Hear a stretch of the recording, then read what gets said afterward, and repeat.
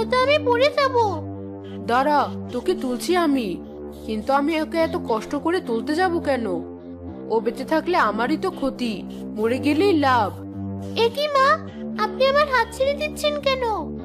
অনেক অত্যাচার সহ্য করেছি তোর, আর না। মা! পড়েছে কুয়োর ভেতর, এখন কুয়োটা ঢেকে রাখতে হবে, কেউ যেন টের না পায়।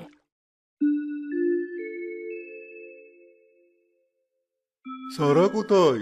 আজ সারাদিন দেখলাম না। সকাল হতেই দেখি ওর ঘরে সব গয়নাগাটি হাওয়া। সারা গ্রাম তন্ন তন্ন করে ওকে কোথাও খুঁজে পায়নি। বিয়ের কথা শুনে পালিয়েছে বোধহয়। কি বলছো এসব? ও তো এই ধরনের মেয়ে নয়। আমার কথা বিশ্বাস না হলে তুমি নিজের চোখেই দেখে এসো। হায় হায়, তুমি যা বলেছো সবই তো দেখছি সত্যি। তোর পছন্দের কেউ আছে আমাকে বললেই পারতি। এভাবে আমাদের না বলে কোথায় চলে গেলি? তুমি মন খারাপ করো না। যে মেয়ে আমাদের মুখে চুনকালি মেরে পালিয়ে গেছে, তাকে নিয়ে তো ভাবার কি আছে? আমাদের তো আরো একটা মেয়ে আছে, এখন ওকে নিয়ে ভাবো। ঠিক বলেছো। আর শোনো, বাতাসে গাছের ডালপালা পড়ে আমাদের কুয়োটা বন্ধ হয়ে গেছে। পাশের বাড়ির কুয়ো থেকে কদিন পানি আনতে হবে। ঠিক আছে। মা! বাবা! মা, কেউ আমাকে বাঁচাও, আমি আর পারছি না। তুমি আমার হাত এভাবে ছেড়ে দিতে পারলে? আমি কাউকে ছাড়বো না। হেমা, তোকে বলেছি না কুয়োটার কাছে না যেতে? আমি তো এমনি একটু দেখছিলাম কুয়োটার কি হলো।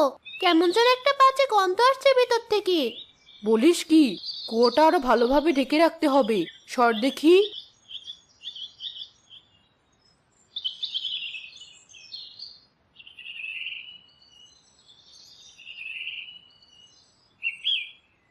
মা, সত্য করে বলো তো কাহিনী কি? আপু কি সত্যিই পালিয়েছে? তোকে একটা কথা বলবো আজ আমি, কিন্তু তুই আর কাউকে বলতে পারবি না কথাটা। মনে থাকবে? হ্যাঁ মা, বলো। সারা আসলে কোথাও পালায়নি, এই কুয়োর ভেতরেই আছে ওর লাশ। কি বললে? আস্তে, মানুষজন তোর কথা শুনে ফেলবে। ঘরে চল, সব বলছি।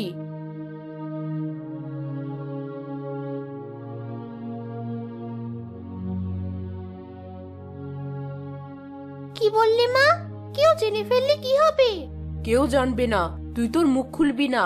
ওই কুয়ো আজীবনের মতো বন্ধ থাকবে।